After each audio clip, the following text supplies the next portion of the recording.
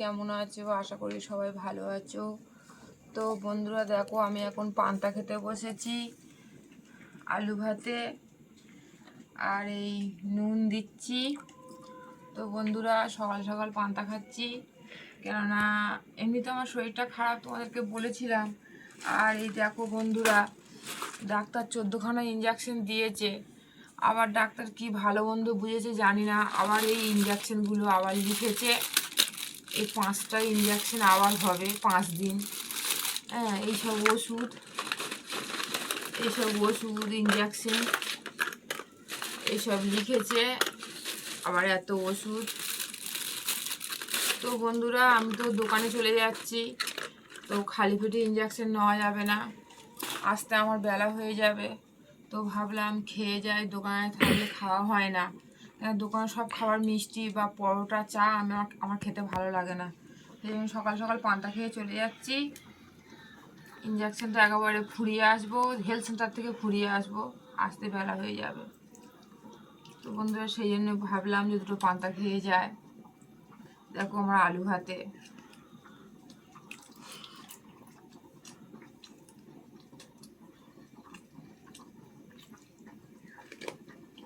এখন যদি না খাই তো বন্ধুরা আর খাওয়া হবে না।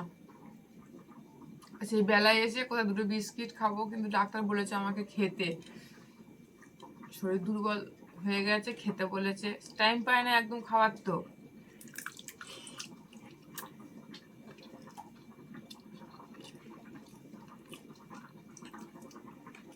এখন বন্ধুরা 7টা বেজে গেছে, আর দোকানে চলে যেতে হবে, আর টাইম নেই।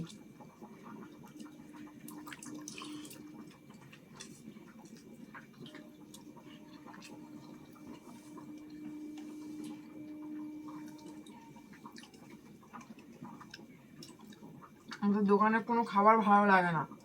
পরোটা কি খাই বলো?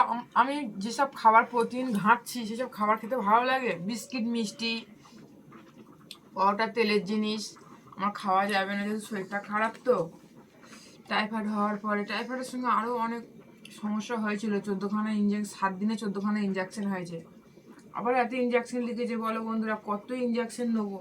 এত শরীর খারাপের মধ্যেও আমি ভিডিও ছাড়ছি, আশাইতে আমি যদি কোনোদিন কিছু হয়, যদি ভগবান মুখ তুলে তাকায়, তোমাদের আশীর্বাদে, তোমাদের ভালোবাসায় যদি আমি কোনোদিন দুটো কিছু করতে পারি।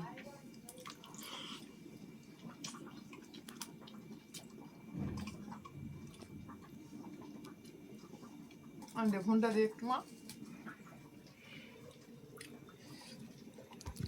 তো বন্ধুরা দেখো আমার তরকারি ফুটছে, আমি দোকানে চলে যাব।